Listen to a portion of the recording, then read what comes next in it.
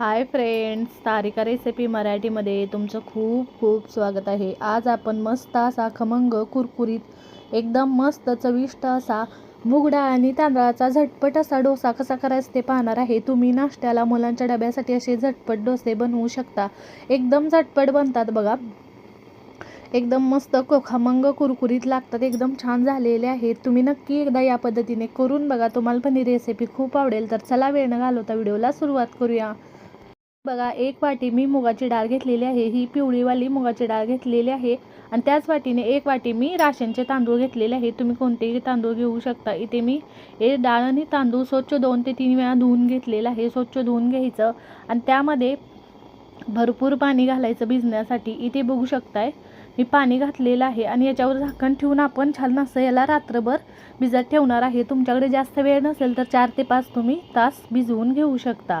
इथे बघा, सकाळी बघा हे रात्रभर छान भिजलेलं आहे मस्त असं। आता मिक्सरच्या भांड्यात आपण थोडंसं अर्ध काढून याची छान अशी पेस्ट करून घेणार आहे। जेवढं बसेल एवढं आपण घालून घ्यायचं आणि थोडंसं पाणी घालायचं आणि छान असं जसं डोस्याला बॅटर लागतं तसं आपण बनवून घ्यायचं आहे। इथे बघू शकताय मिक्सरच्या भांड्यामध्ये मी काढून घेते बघा। मी 2 बॅचमध्ये वाटून घेणार आहे आणि वाटताना त्यामध्ये 2 हिरवी मिरची घालणार आहे। तुमच्या आवडीनुसार तुम्ही घाला। इथे बघू शकता मी काढलेलं आहे बघा मिक्सरच्या भांड्यात आणि थोडंसं पाणी पण यामध्ये घातलेलं आहे।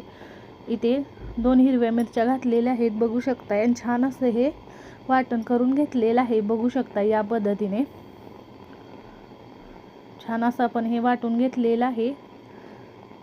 आता राहिलेलं पण मी छान असं हे वाटून घेतलेलं आहे। बघू शकताय दोन्ही बॅचमध्ये छान असं वाटून झालेलं आहे। आता यामध्ये चवीनुसार मीठ घालून घ्यायचं। बघू शकताय चवीनुसार मी मीठ घातलेलं आहे। मिक्स करून घ्यायचं। मिरची तुमच्या आवडीनुसार घाला। छान डोसे तयार होतात बघा। आता हे मिश्रण आपण भिजत वगैरे ठेवणार नाही, पटकन याचे डोसे बनवून घेणार आहे। छान होतात बघा। इथे बघू शकताय छान बॅटर तयार झालेला आहे। आता इथे तवा पण गरम करायला ठेवलेला आहे। तवा गरम झालेला आहे, त्यावर थोडंसं तेल घालते आणि टिश्यू पेपरने थोडंसं सगळीकडे आपल्याला पुसून घ्यायचं आहे। थोडंसं तेल घातलेलं आहे, सो तेल घालून थोडंसं पुसून घ्यायचं असं म्हणजे तव्याला डोसा चिकटत नाही, छान कुरकुरीत होतात। इथे बघू शकताय तवा छान गरम झालेला आहे। 1 ते 1.5 पळी होईल एवढं यावर बॅटर घालून घ्यायचं, मिश्रण घालून घ्यायचं आणि छान असं पसरवून घ्यायचं। इथे बघू शकताय छान असं मिश्रण आपल्याला पसरवून घ्यायचं आहे। इथे बघा छान असा पातळ डोसा मी पसरवून घेते बघा। या पद्धतीने छान असा पातळ असा डोसा पसरवून घ्यायचा।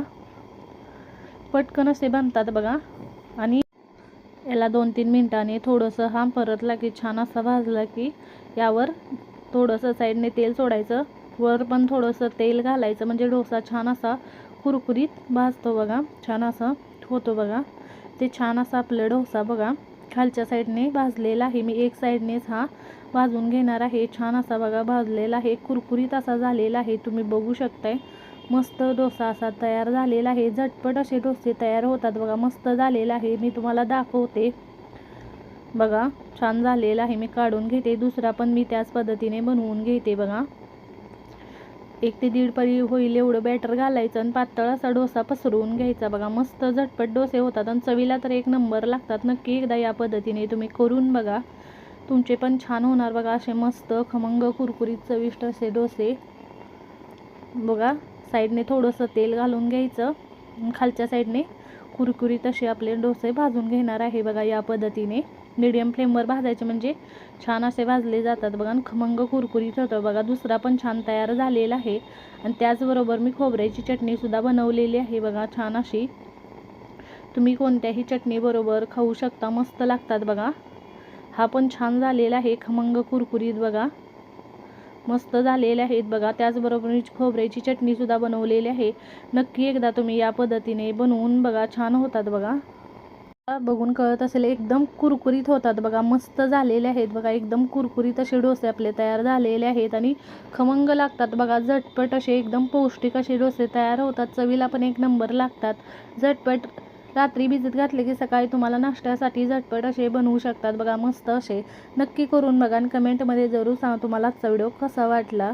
व्हिडिओ आवडला असेल तर व्हिडिओला लाईक करा, शेअर करा. चॅनलवर नवीन असाल तर चॅनलला सबस्क्राईब करा, बेल आयकॉनला क्लिक करा.